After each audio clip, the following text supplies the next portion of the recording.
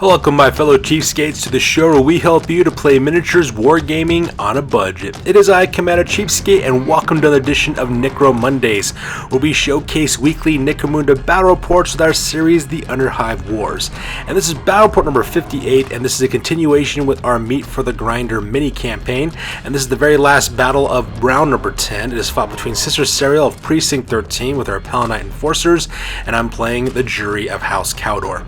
Now, if you're wondering why we're playing RoboCop music earlier, the RoboCop theme song, and the reason why is because this scenario is actually a little bit different. This one's being called Assault on Precinct 13, and the reason why this scenario is a little bit different is because in a takeover phase during a campaign, anybody who challenges the Palanite Enforcers, who take them on directly, have to fight the Palanite Enforcers at their precinct house. Is pretty much how it works. Now, up to this point, everybody's been fighting for brand new territories. What's been going on? No one's really taken on the Palanite Enforcers on their own home turf before. And in fact, everybody's kind of avoided doing that because the Palanite Enforcers have all the advantages. They get to sit at the battlefield, they get to lay it out any way they want to, and they also have home turf advantage as well. So it's pretty much in their favors. However, my gang, the Jury, especially in this round, is pretty much in the middle of the pack, which is not a good thing. I used to be in the top 3 with my gang before the last 2 turns, and I've dropped to the middle now. So because in order to get back up to the top, I have to do something drastic in order to do that. And I think by taking on the Palanite Enforcers and taking on Precinct 13 will do exactly that. And so because of this scenario is a little bit different, it's got some special rules attached to it ever since the Book of Judgment came out. They're a little bit more specific in how Palanite Enforcers fight when they're attacked by a different gang. So that being said, ladies and gentlemen, we're going to play some background music real quick. If you want to see exactly what we're bringing for this one, go ahead and take a look at the pictures of the warbands as well as the rosters, and you can pause and take a look at your own leisure. So that being said, let's get this battle report on a roll.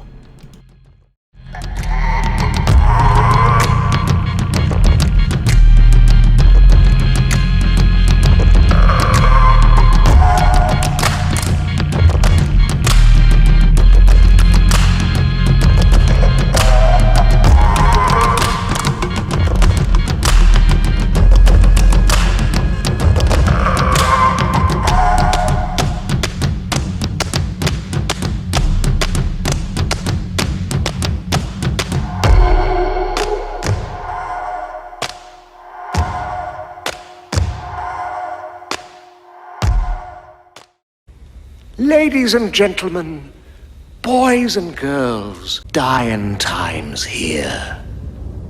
Alright, so let's talk about the scenario rules for this one. The scenario rules for this one is called Assault on Precinct 13, and these are the rules that you would use no matter what you're playing. If you're playing against Enforcers and you're attacking during the takeover phase, this is the scenario you would actually play. Pretty much for the battlefield, the Palanite Precinct House, whoever's the Enforcer, gets to set their Zone Mortalis battlefield any way they want. They can decide which doors are locked, which ones are not, how the whole battlefield is laid out, and they also have home turf advantage. So in this case, Sister Serial set up a 3x3 area, and she made the entire thing her Precinct House, and we'll talk about exactly how it's laid out here in a second. And so she gets to set the entire table. All of her doors on her battlefield are locked, which means I gotta unlock them somehow, either hacking them or forcing them open, whatever the case may be. For the crews, we're using our entire rosters for this one. Sister Sarah wanted to use her entirety of her Precinct 13 Palanite Enforcer gang.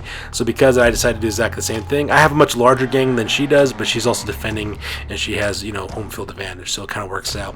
Deployment for this one is standard. We choose one tile to set up our entire gang on, and that's pretty much how it works. The objective for this one is to put out as many enemy fighters as possible. I earn 3 victory points for taking out leaders, 2 victory points for champions, and 1 victory point for everybody else. And pretty much the ending of the battle is whoever has the most victory points in the end ends up winning.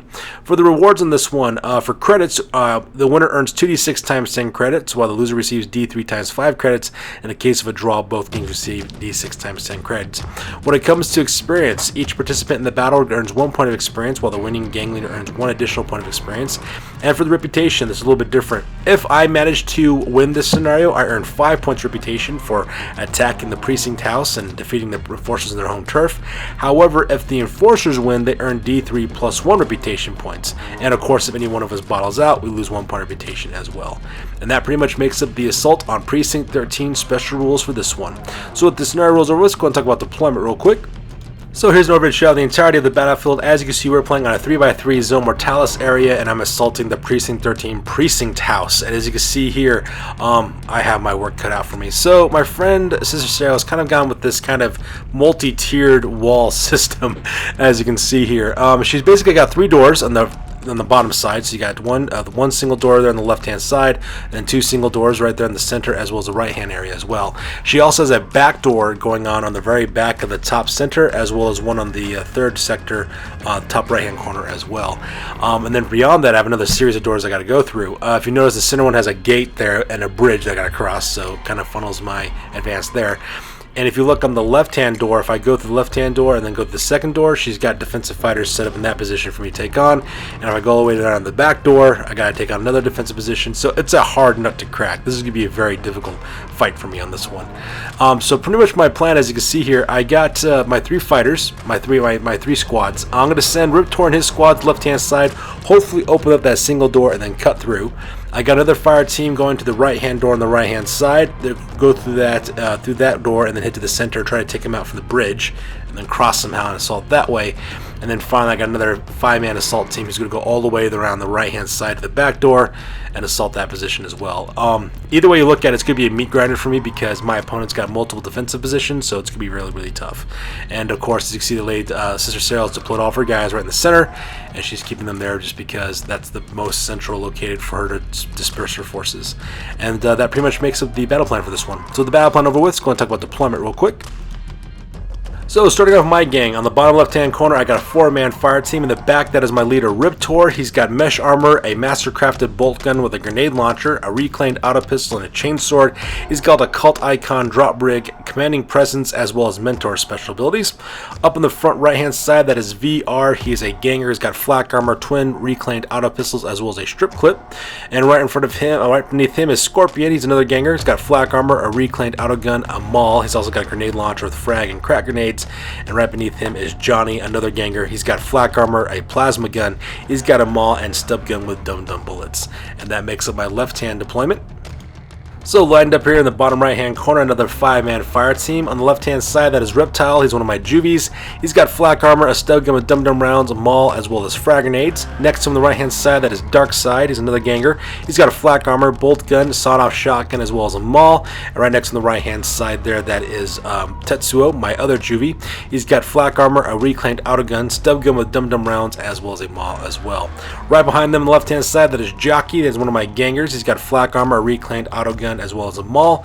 And right behind the right hand side, that is Sulako. He's one of my ammo jacks. He's got a bolt gun, a power armor, mesh armor, as well as a munitioneer skill. And that pretty much makes up my deployment here. And following the far right hand side of the battlefield, I have another 5-man fire team. Up in the front, that is Mad Teddy. He's a ganger armed with flak armor, reclaimed auto gun, and the maul. Right behind him on the left, that is Zero. He's another ganger armed with flak armor, reclaimed auto gun, as well as a maul. To his right is Sorter. He's another ganger armed with flak armor, a long rifle with a reclaimed auto pistol. He's also got a maul and a drop rig. Behind them on the left, that is Stubber, my gang champion. He's got a mesh armor, a heavy stubber. He's got suspensor force, that way he only has to use basic actions, open fire with it. He's got a drop rig, maul, as well as the hurl special skill. And then right behind him is Nostromo. He's in my last ammo jack. He's got a bolt gun, power hammer, as well as mesh armor, as well as the munitioneer skill. Now, if you're wondering why I have 2 ammo jacks, the reason why is because I do have an Archaeotech device for my gang. So because I get to put different weapon effects on all my weapons on this one are carrying red phage abilities for all their guns, and that's the reason why I have the ammo jacks, because the trade-off with that is that all my ammo checks are unstable, so I need those munitioneer skills in order to overcompensate for that part, because if I roll a bad roll, it can kill my guys. And, that's the risk I run when running that kind of weapon. So that pretty much makes up my deployment for this one. So with that being said, we go across the other table for Sister Serial.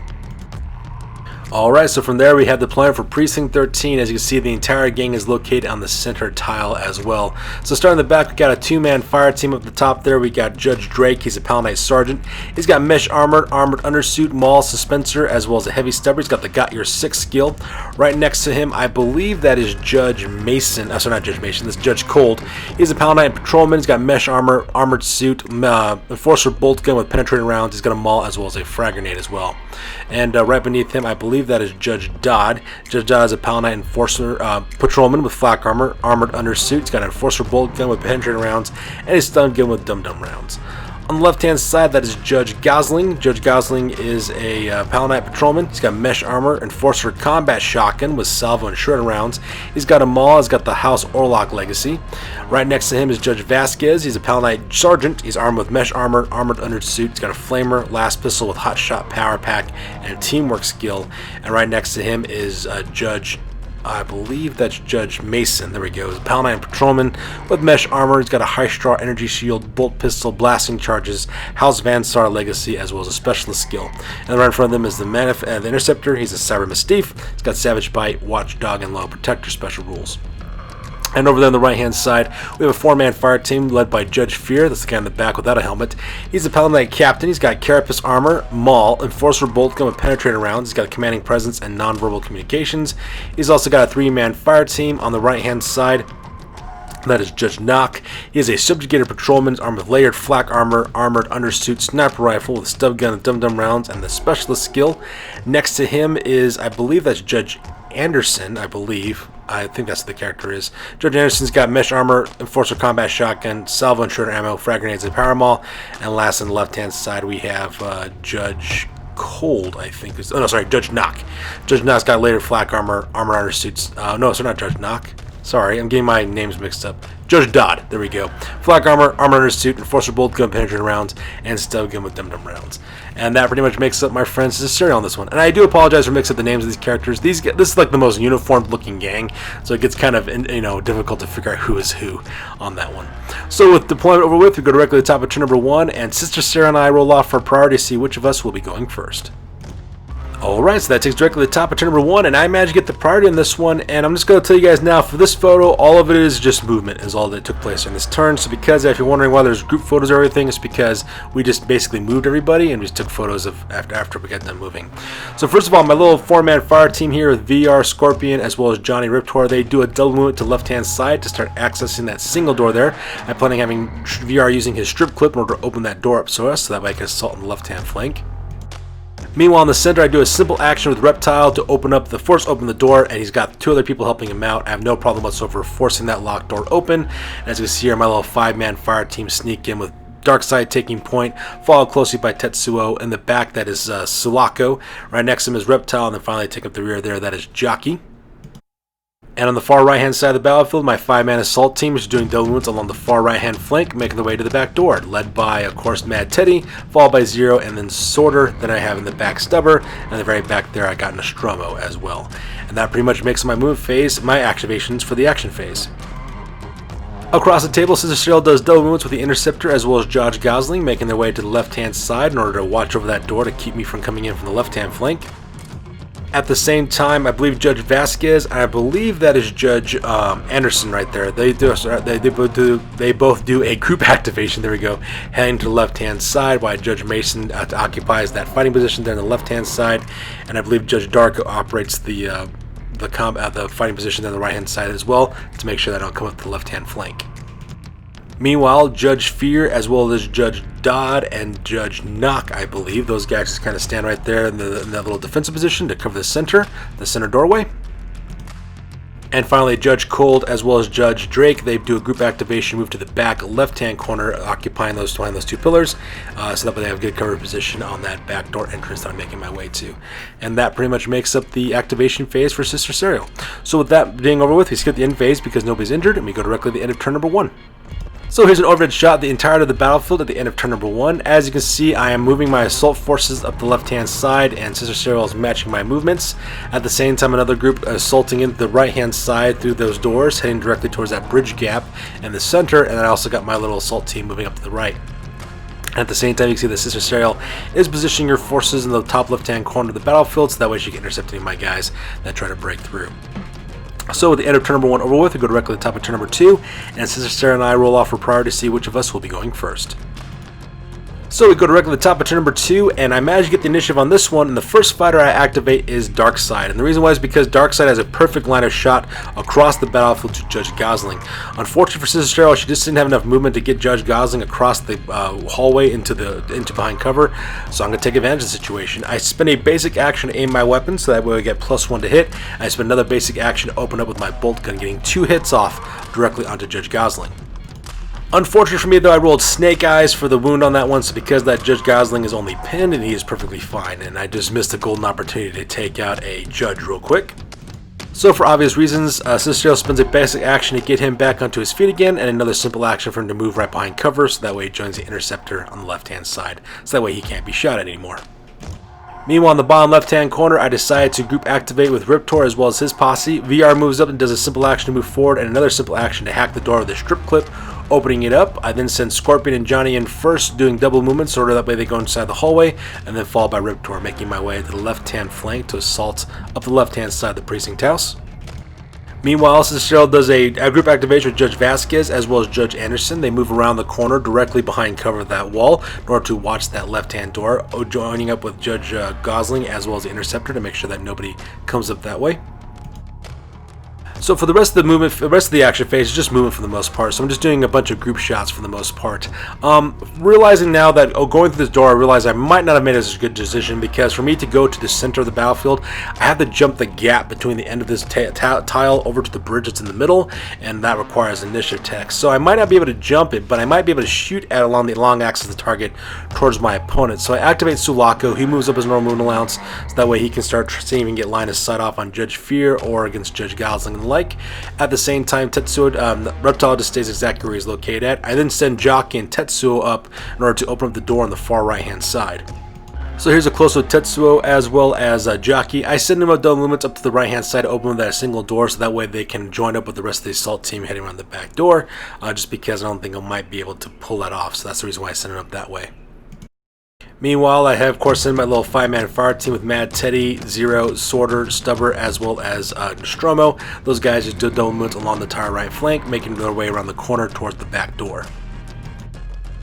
And for the rest of the turn, Cicero just keeps her fighters posted out where they had originally, so you can see her little 5-man defensive position. They're just staying behind cover and not moving. And the exact same thing happens over here in the top left-hand corner of the battlefield, watching the back door. So there just has no reason to move. We skip the end phase because nobody suffered any injuries, and we go directly to the end of turn number 2.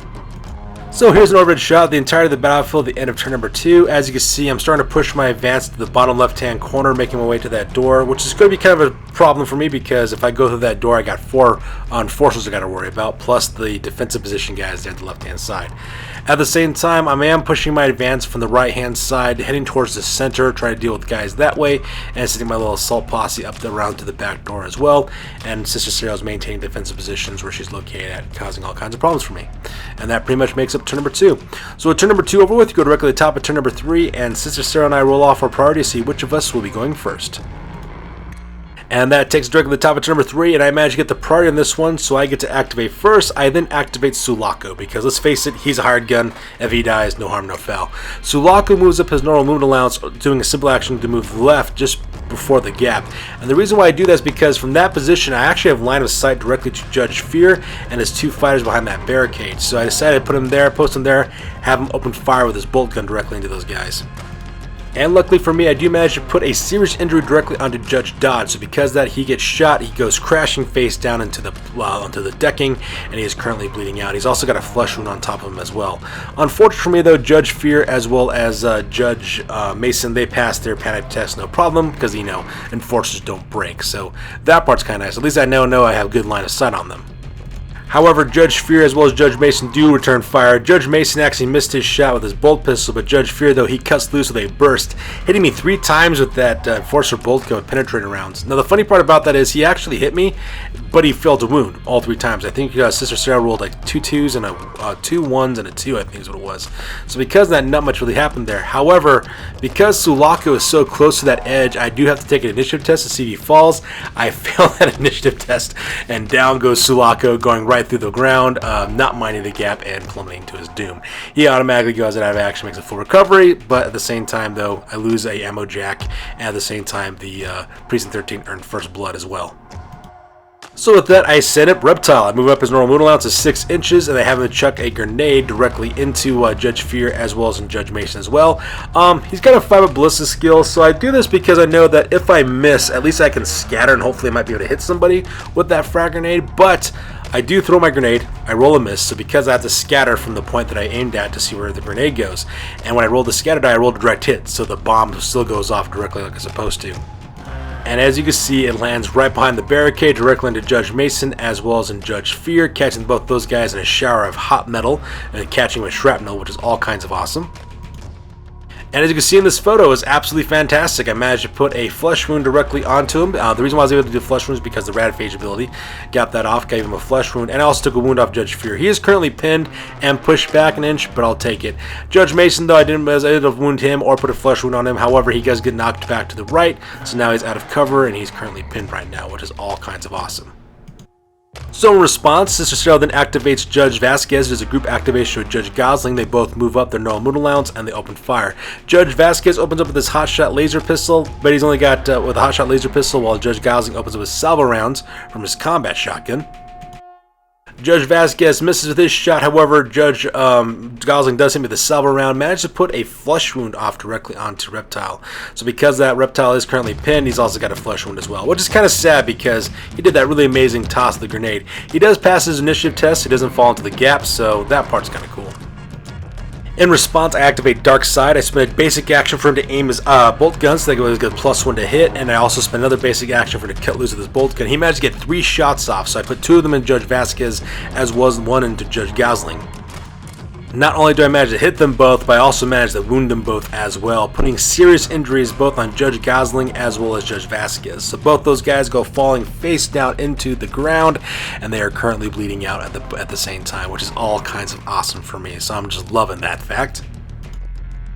So then we jump over to Sister Serial. Sister Serial does take Judge Anderson and move him to the right-hand side, right behind the Interceptor, as well as that wall. She did that so that way she's within 3 inches of Judge Vasquez, so that way she can help him out during the recovery phase. So that part was kind of nice. I then activate Jockey. Jockey moves down his normal wound allowance, that way he's got a good line of sight directly towards Judge Vasquez as well as Judge Gosling, and I have him open fire with his autogun directly with that long distance charge. And when I open it with his autogun, I actually managed to get 3 hits off, rolled a 3 on the rapid fire dice, and I go directly into, I believe it's Judge Gosling's who I ended up shooting at first. So I do manage to hit Judge Gosling. I hit him 3 times, however I don't wound him 3 times, though I failed to get through his armor save. However, because of the Radphage ability, I cause flesh wounds on a roll of 4 up, so I roll my 3d6, and I roll 4, a 4, and a 5. So because I put 3 flesh wounds directly on Judge Gosling, Judge Gosling only has a toughness of 3, so because of that, he automatically goes out of action with an out cold result, and that nets the first blood for me from my gang, so that part was all kinds of awesome. So Sister Cheryl then activates Judge Dodd, who opens fire with his bolt gun from his cover position directly into Reptile, but unfortunately for her though, she misses her shots, so nothing much really happens there. So because of that, I decided to activate Tetsuo. Tetsuo moves back down 6 inches back from the top, directly towards this main axis, so that way he can open fire on Judge Vasquez. I decided to open up with my autogun as well. Luckily for me though, I do manage to hit him, but unfortunately for me though, I roll an ammo check, so that part's kind of sad. I hit Judge Vasquez twice, failed to wound twice, but for my Radphage ability though, I do manage to get one of my Radphages off, so because of that, he does have a flesh wound on him, which is all kinds of awesome. So with that, all that shooting done over with, pretty much for the rest of the turn, Sister Cheryl just keeps the rest of her fighters located where they're keeping them positioned where they're located at, so that way they can take offensive positions. So the rest of the turn, of course, is just dedicated to my 5-man fire team. I move these guys up forward to start assaulting the back door. I have Mad Teddy and Zero moving to the right-hand side with Zero with Stubber, as well as Sorter heading to that little barricade there to protect themselves with Nostromo bringing up support. And that pretty much makes up the action phase. So the action phase over with, we go directly to the end phase. And in the end phase, all kinds of beautiful things end up happening. First of all, Judge Darko, who's on the top there, he actually suffers an out cold result, and that was because he got hit with that frag grenade earlier. So because that, he is currently out of action, and of course, he makes a full recovery, no problem. At the same time, though, Judge Vasquez suffers a hand injury, so because of that, he goes automatically into recovery, and he also minus 1 to his weapon skill, which is all kinds of awesome as well. So just like that, 2 judges are down, and things are looking really good right now for the jury at this point. So that takes directly to the end of turn number 3, and there's an overhead shot of the battlefield so far. So far, I am tearing it up right now, which is all kinds of awesome. My little fire team right there, led by Darkside right there next to the little toxic pool there, towards the gap. I'm just taking some long distance shots and throwing grenades as best I can in order to suppress the left-hand side as well as the center as well. As you can see in the bottom left-hand corner, my assault team is getting ready to move up to that bottom door, and my assault team in the top right-hand corner is making their way directly to the back door, while Sister Serial is still kind of scrambling around trying to defend her entrances. So with that being said, we go directly to the top of turn number 4, and we both roll off for priority to see which of us will be going first. Alright, so that takes us directly to the top of turn number 4. I managed to get priority once again, so I decided to activate Reptile. I spent a basic action to get Reptile back on his feet again, and another basic action for him to chuck another frag grenade directly into Judge Fear as well as Judge Mason. Once again, I got to roll a 6 in order to hit my opponent. I missed my shot, but because I miss, I scatter again, and when I scatter, I roll another direct hit, which is all kinds of awesome. And as you can see in this glorious photo, Reptile is the freaking MVP on this one. He managed to hit both Judge, I believe that's Judge Dodd, as well as Judge Mason. Hits them both with that frag grenade, catches them both in the blast radius, which is all kinds of awesome as well. The barricade is not knocked down. What ended up happening is when we put the little blast template on, it fell earlier, and we were trying to put it back up again, so we just kind of left it so that way I could take the photo, and then Sister Serial put it back after it was all said and done. And to make things even better, Judge Dodd actually suffers a serious injury once again, so he goes crashing face down. He's currently bleeding out, which is all kinds of awesome. At the same time, I managed to put a flesh wound off directly onto Judge Mason, which is awesome as well. So things are looking really cool right now, and Reptile is really saving it for me on this one. So in response, Sister Serial then activates Judge Fear. Judge Fear gets a basic action to get back on his feet again and does a group activation with Judge Mason. Judge Mason also gets back on his feet again and moves back away from Reptile. Meanwhile, Judge Fear for his second action opens fire with his bolt gun with penetrating rounds directly into Reptile. Manages to hit and wound him as well, which is all kinds of bad. And unfortunately for me, though, he just suffers another flesh wound. So Reptile is definitely in a bad way at this point. He's got 2 flesh wounds on him, 1 more, and he goes out of action as well. Luckily for me, though, I do pass my initiative test, so I don't fall into the pit. So that part's kind of nice, though.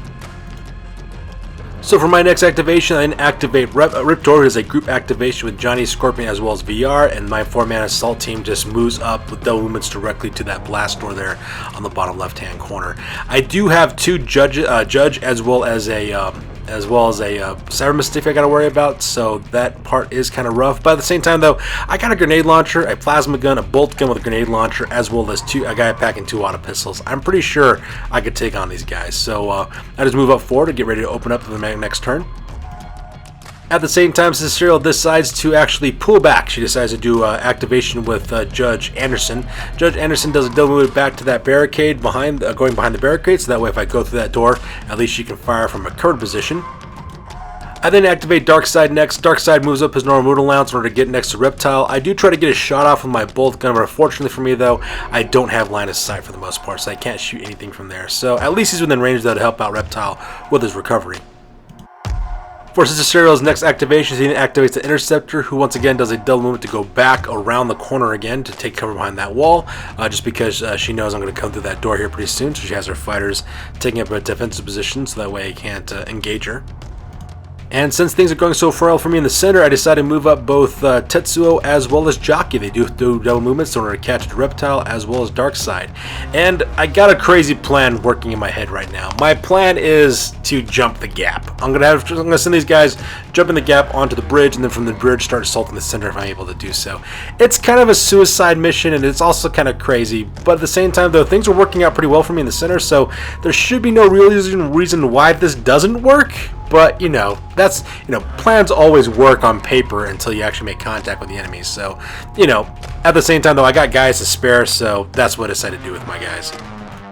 And the rest of the turn is dedicated with movement for both Sister Serial and myself, so because I was just doing group photos showing where everybody's kind of going for the most part. So as you can see here in the top right hand corner around the back door, I send in Zero as well as Mad Teddy to go near the door. Same thing with Sulak with Nostromo, so that way they can help him open up that door. I then have Sorter as well as Stubber behind that barricade, so that way they can shoot into the door and suppress and overwatch from cover positions.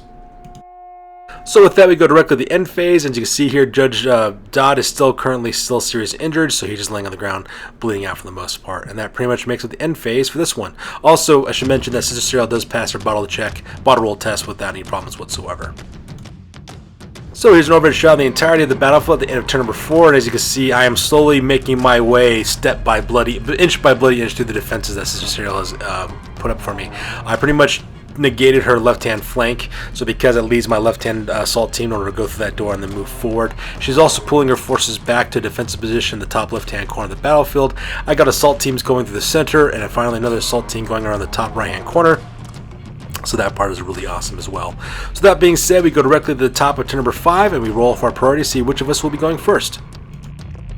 So with that, we go directly to the top of turn number 5, and the Palanite Enforcers get the party on this one, and Sister Serial goes for broke on this part. She does a group activation. She activates Judge Fear, who does a group activation with Judge Mason. So this is what ends up happening.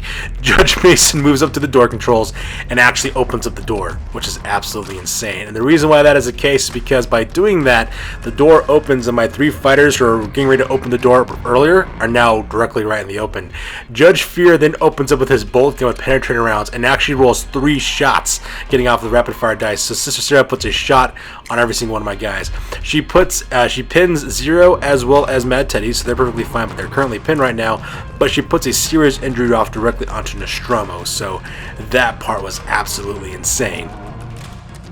So for mine activation, I then activate Zero. Zero spends a basic action to get back on his feet again and does another basic action, open fire with his auto gun. But unfortunately for me, though, the closest target to me is Judge Mason, so I open fire with my bolt gun, with my auto gun. Judge Mason's high strike energy shield blocks the shots and causes no rad phase abilities, so that just leaves my guys in the open with no other result. And here's where Sister Serial brings the pain, because Judge Cold as well as Judge Drake are on the upper left hand corner covering that door. She activates Judge Drake, who does a group activation with Judge Cold. Judge Cold moves back directly towards Judge Drake, so he has got line of sight to that door. Judge Cold is armed with an Enforcer bolt gun with penetrating rounds, and Judge Drake is armed with a heavy stubber with suspensors on it. She spends a basic action, aim her heavy stubber, so that way she gets +1 to hit, and cuts loose with that. At the same time, Judge Cold opens up with his bolt gun as well, firing full auto. And just like that, serious injuries are put directly onto Mad Teddy, Zero, as well as Nostromo as well. So all 3 of those guys are now crashing face down into the decking, and they're currently bleeding out, which is a really bad spot for them to be in, because if any judges charge them in the next activate during the action phase, they'll put those guys out of action with the coup de grace. So my right hand assault from the back door is currently blunted at this point. So in response, I do a group activation with Stubber as well as Sorter, and I open fire. For the most part, Stubber's shots, actually I flowed my rolls on that one. I only won 1 additional shot, and I missed both my shots. Nothing much happened there. Sorter, though, he takes a basic action aiming with his long gun and does another basic action, open fire with it. Managed to hit Judge Fear as well, which is all kinds of awesome. Take away his last remaining wound and put a serious injury on Judge Fear. So Judge Fear goes falling face first into the dirt, and he is currently bleeding out right now with a serious injury, which is all kinds of awesome. And if it's not bad enough, things really take a left-hand turn for Sister Serial. Sister Serial does another activation. She activates Judge Anderson. And Judge Anderson is a Palanite patrolman who's armed with Forcer combat shotgun as with a frag grenade. So she moves up Judge Anderson up forward from his defensive position, so that way he can get directly towards that door. And then she has him throw a frag grenade directly onto the 3 of my fighters right at the doorway entrance. The problem, though, is that when she throws her grenade, she actually misses her shot. So because of that, the weapon scatters, and it scatters back left to the left-hand corner, I think 4 inches when it ends up happening. So the grenade bounces back, and unfortunately for Sister Serial, the grenade catches Judge Mason directly into the blast radius. Not only is Judge Mason hit with the blast radius, but he also gets wounded as well. So you can see in this photo, he gets a flush wound, and he is currently pinned right now because he got hit by his grenade from his own buddy, which was absolutely tragic as well. And to make matters worse, Judge Anderson failed his ammo roll for his grenade, so because of that, he is currently out of grenades right now as well for the rest of the battle. So Judge Anderson went to throw his 1 frag grenade at left and accidentally killed 1 member of his own team with that. So that part was absolutely atrocious. So after that, I then decided to activate Darkside. As you can see in this photo, Darkside actually does a simple action to jump the gap, and then he also takes another basic action to open fire with his bolt gun directly into Judge Cold, who's all the way on the top of the battlefield as well. Now, if you're wondering why Reptile is right behind, it's because I forgot to take this photo earlier, so because I took this photo after the fact, so because of that, as you can probably guess from next activation, then set Reptile over, and then also successfully, got onto the bridge as well. And as you can see in this photo, I do manage to hit him, as well as put a wound on him as well. I managed to hit him, but I don't wound him as what ended up happening. So because of that, Judge Cold is currently pinned. However, because of the rad phage ability, I roll a d6 for that. I actually get that rad phage ability off, so because that Judge Cold has a flush wound on him, making him a little bit easier to wound at the same time. So Cicero then activates Judge Nock. Judge Nock actually moves up from his fighting position up to the center of the battlefield in order to open fire with his weapon directly into the invading Cawdor fighters coming from the right-hand side. But unfortunately for her, though, she misses her shots, so not much really happened from there. And that pretty much makes up her very last activation, so for the rest of the turn, it's pretty much dedicated to my guys. So on the bottom left-hand side of the assaulting of the table, I decided to activate Reportt. Reportt does a group activation with VR as well as with Johnny as well as with Scorpion.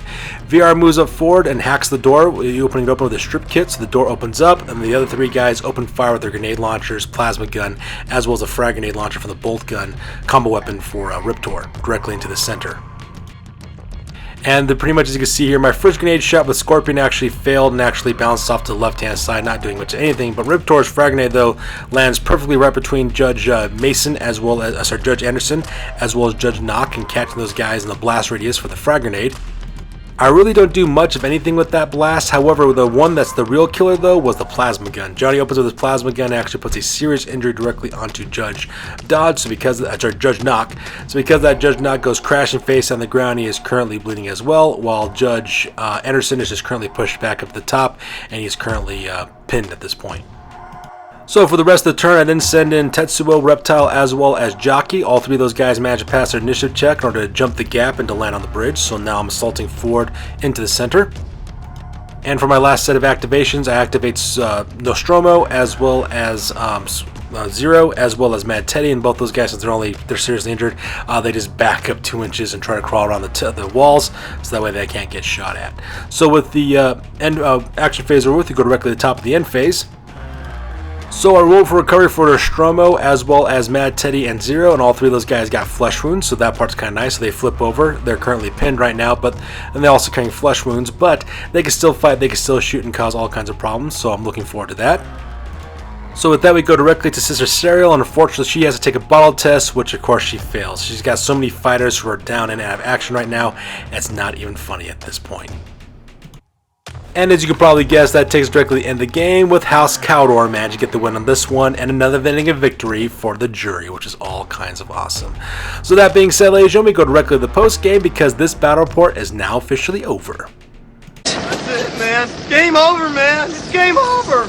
Alright, so we go directly to the post game, starting out with Precinct 13. For Precinct 13, they suffer 3 injuries on this one.